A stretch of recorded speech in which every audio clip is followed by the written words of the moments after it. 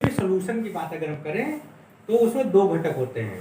Solution यानी विलियन, एक तो उसमें सॉल्यूट होता है जिसको हम विलेय कहते हैं जो घुला रहता है, और जिसमें घुला रहता है उसको हम सॉल्वेंट कहते हैं।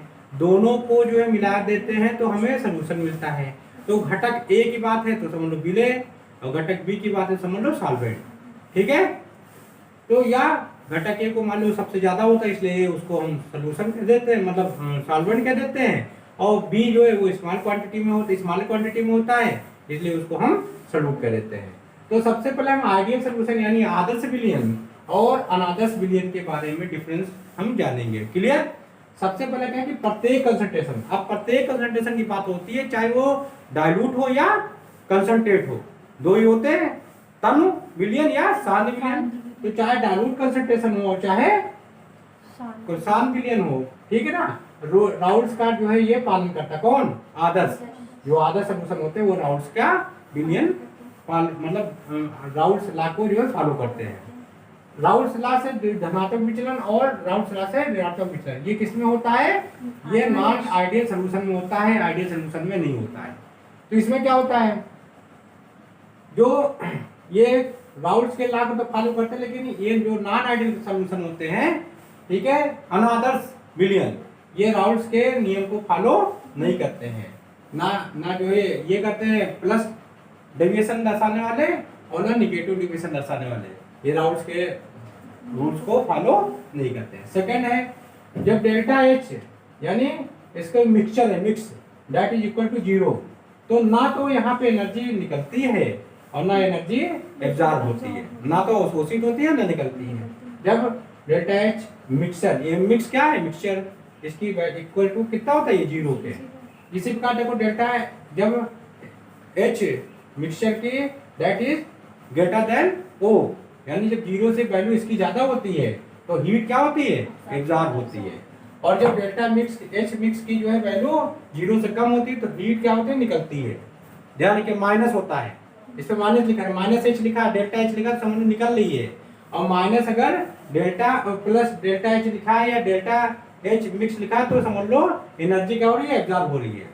अगर आप देखो ये वॉल्यूम डेल्टा बी मिक्सचर ये 0 है तो सॉल्यूशन का कुल वॉल्यूम प्रत्येक घटक के आयतन के योग के बराबर। देखो ये कुल वॉल्यूम हो गया, सपोज यहाँ पीबी हो गया, तो ये ए और बी दोनों के घटक के योग के यानी विलयन आयतन के बराबर होता है। यहाँ बी हो जाना चाहिए, पीएबी और पीबी। क्लियर? इसी प्रकार देखो अगर delta B mixture that is greater than 0 value तो क्या होता है कि विलय के पश्चात यानी जब कोई चीज डिजॉल्व हो जाती है तो वॉल्यूम में क्या होती है? बढ़ोतरी हो जाती है। क्या हो जाती है? वॉल्यूम जैसे मान लीजिए कि हमारा जो भी ये वॉल्यूम मान लीजिए कि यहाँ तक था, ये और बढ़ जाता थोड़ा, ठीक है। और इसमें क्या होता है कि विलय के पश्चात जो है आयतन मान लीजिए कि यहाँ तक था, ये कम होकर के यहाँ तक हो जाता है, ठीक है। इसमें कोई भी चीज इसमें घुलती है तो इसका वॉल्यूम मान लीजिए पहले इनिशियल पॉइंट पे ए पर था वो घट करके कहाँ आ जाएगा? बी पर, ठीक है। अब देखिए तीसरा पॉइंट है, यहाँ जो एट्रैक्शन होता है, एट्रैक्शन यानी ए के बीच में, चाहे वो सॉल्यूट के मध्य हो या सॉल्यूट और सॉल्वेंट के मध्य हो या सॉल्वेंट के मध्य हो, ठीक है। तीन ही प्रकार से ये यहाँ एट्रैक्शन होता है, ये इक्वल होता है, चाहे वो सॉल्यूट के पार्टिकल के बीच में लगे, चाहे वो सॉल्यूट और सॉल्वेंट के बीच में लगे, या सॉल्वेंट के मॉलिक्यूल्स के बीच में अट्रैक्शन इक्वल होता है सभी में। इसमें क्या होता है नॉन आइडियल सॉल्यूशन में?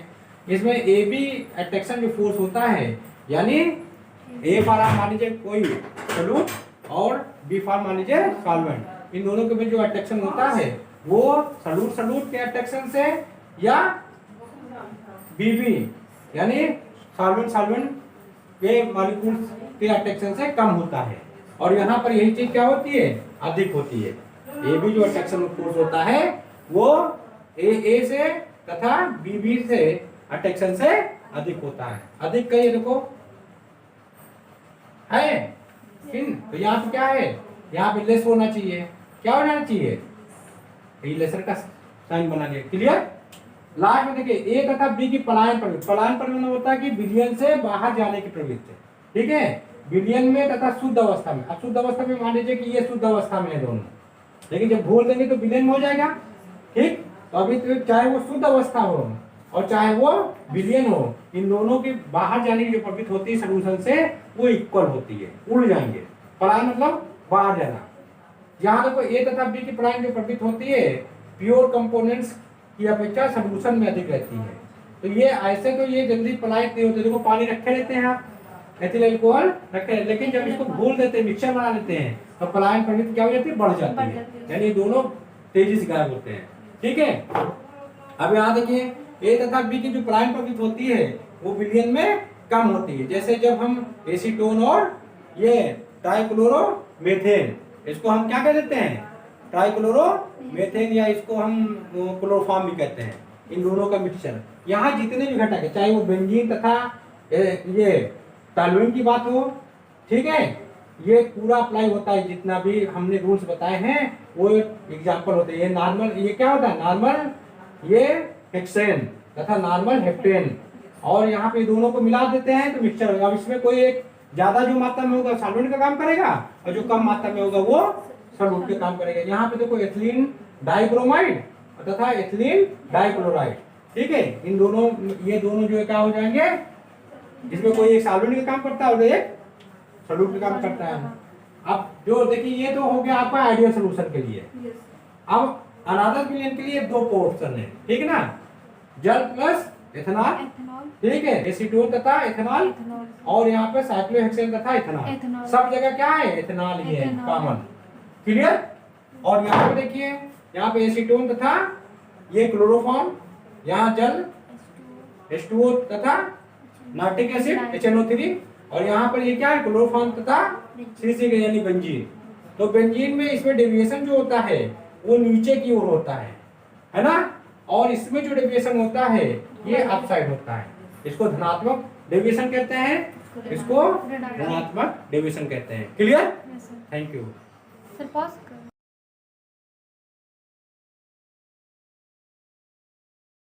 ये जो maximum boiling point azeotropic mixture होता है, इसमें HNO3 अब ये 68% है, तो 68% ये सॉल्वेंट का काम किया, ठीक है। बी वाला क्या है, H2O है, वो 32% है, यानी स्मॉलर क्वांटिटी में है, ये क्या काम करेगा, सॉल्वेंट का, लेकिन दोनों लिक्विड हैं। इन दोनों मिक्सचर जो होता है, इनके जो दो घटक है ए और बी से ये अधिक होता है, यानी इसका जो बॉइलिंग पॉइंट होता है कितना होता है, इस पूरे मिक्सचर का बॉइलिंग पॉइंट उनके दोनों घटकों के बॉइलिंग पॉइंट से ज्यादा होता है, ये ध्यान रखिएगा। यहाँ पे boiling point of the mixture कितना हुआ, 395.5 केल्विन, ये ध्यान रखिएगा। ये 395.5 जो है, इससे कम ही इनका भी केल्विन में तापक्रम होगा और इसका भी होगा, क्लियर। अब आते हैं मिनिमम बॉइलिंग पॉइंट।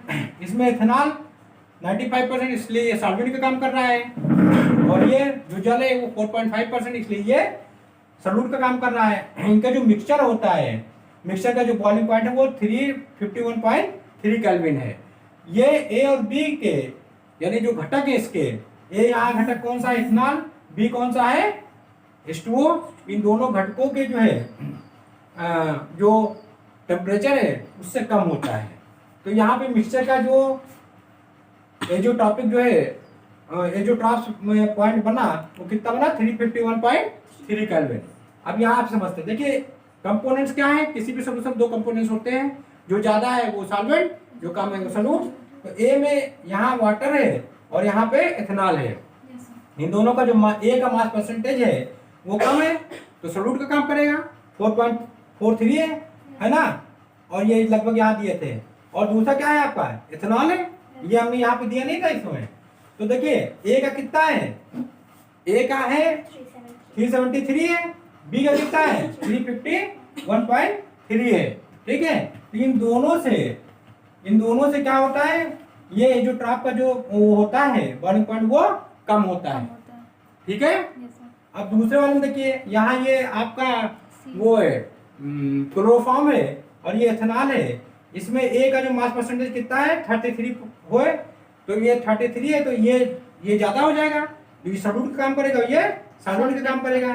तो एक का जो तापक्रम है, बॉइलिंग पॉइंट है वो, यानी ऐसा तापक्रम जिसपे कोई द्रव उबलने लगता है, वो कितना है 334 केल्विन, और इसमें कितना है 351.3। अब यहाँ ये दोनों घटक जो है, इन दोनों घटक की जो वैल्यू है वो 3.332.3 ये जो है ये मिक्सचर की वैल्यू हो गई, और इनकी वैल्यू से, मिक्सचर की वैल्यू से इनके घटकों की वैल्यू अधिक होती है। ठीक है, थोड़ा हम लोग यहाँ पर इस चीज को सही कर लेंगे। ठीक है, यानी जो इसका मिक्सचर है वो मिक्सचर की जो वैल्यू होती है वो घटक से क्या हो जाती है, कम हो जाती है। सही है भाई, ये देखिए एक 334 है और ये क्या 351 है, और ये मिक्सचर की है, तो ये जो टॉपिक मिक्सचर की वैल्यू क्या है, अधिक है उनके घटकों से। क्लियर? चलिए, तो देखिए today we are going to discuss about the azeotropic mixtures. इसको हम स्थिर क्वथनांकी मिक्सचर भी कहते हैं या एजियोट्रॉप्स भी कहते हैं। तो एक्चुअली में दो लिक्विड्स के मिक्सचर, दो जैसे दोनों लिक्विड्स हैं H2O और ये आपका इथेनॉल, तो दो लिक्विड्स के वे मिक्सचर जिनका बॉइलिंग एक कांस्टेंट पर होता है और जो कंपोनेंट्स के रेशियो में बिना चेंज के वाष्पित हो जाते हैं, वेपराइज हो जाते हैं, एजियोट्रॉपिक मिक्सचर कहलाते हैं। और ये जो एजियोट्रॉपिक जो ये क्वालिटी है ये सिर्फ और सिर्फ किसके द्वारा, अनादर्श विलयन यानी नॉन आइडियल सॉल्यूशन के द्वारा बनाए जाते हैं, और कोई भी ऐसी टेक्निक नहीं है कि इन दोनों को अलग किया जा सके। ये भी आप ध्यान रखिएगा। ठीक है, अब देखिए यहाँ पर दो प्रकार के ये जो एजियोट्रॉपिक मिक्सचर बनाए जाते हैं, ये दो प्रकार के होते हैं, मैक्सिमम बॉइलिंग पॉइंट वाला और मिनिमम बॉइलिंग पॉइंट दर्शाने वाले जो एजियोट्रॉप्स होते हैं।